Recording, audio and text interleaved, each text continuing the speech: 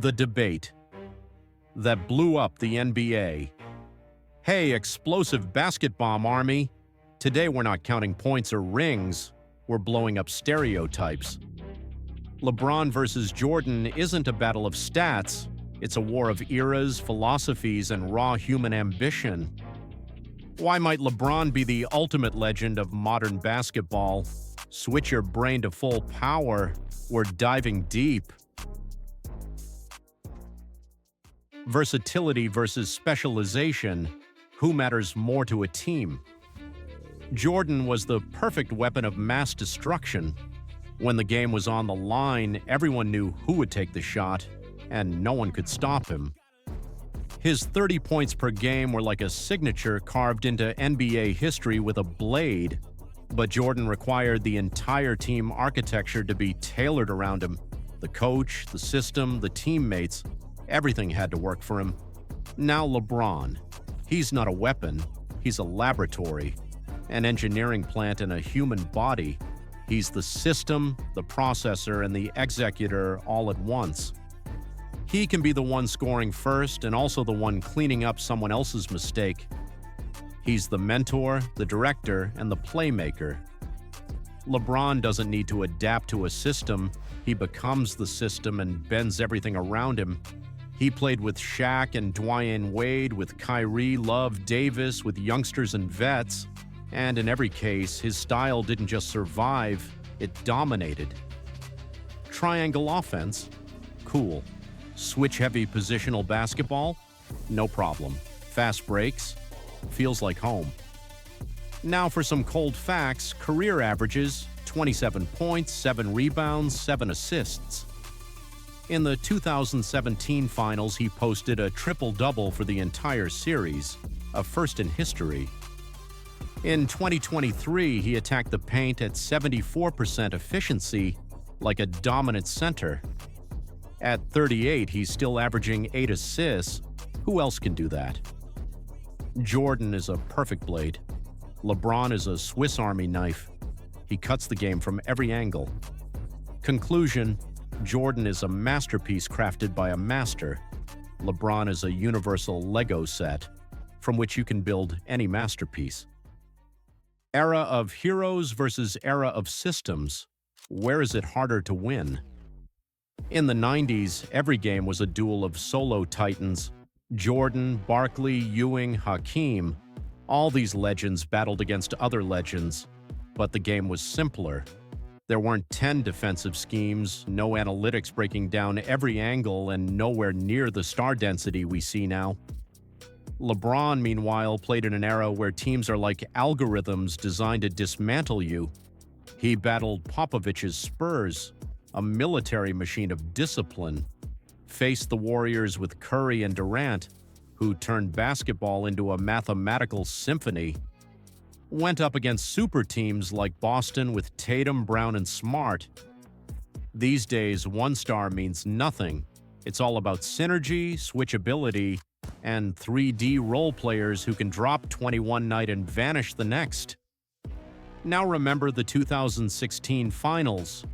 LeBron came back from 1-3 against the 73-9 Warriors, the best regular season team in history.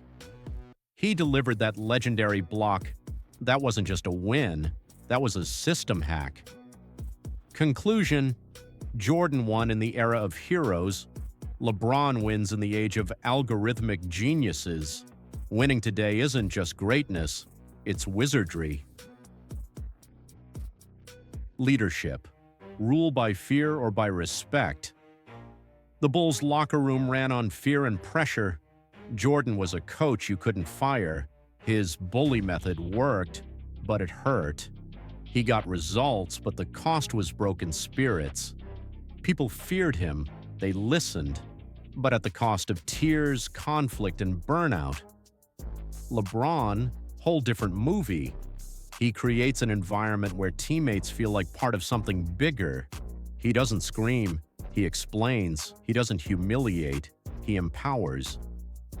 J.R. Smith, the meme king, made key playoff contributions. Kyle Kuzma developed under his wing despite his flaws. Austin Reeves now looks like a grown-up role player, not without LeBron's help. Jordan's leadership was military drill. You're either a soldier or an outcast. LeBron's is startup leadership, turning employees into co-founders of a shared vision. Question: what's more valuable, short-term success driven by fear or long-term loyalty that makes your team ready to die for you? Legacy, athlete or icon? Jordan has a cult. He's a logo, a shoe line, a vibe, an abstraction. He became a god not just on the court but in the minds of fans. His face is the stamp of an era. LeBron went even further. He's not just a legend, he's an activist, entrepreneur, father, and founder of a school. He launched the I Promise School for underprivileged kids. He stood up against racial injustice. He built ventures in film, media, and education. He doesn't hide from the world, he helps shape it.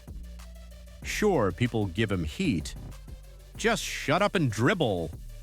But if someone with that kind of platform stays silent, are they truly using their power?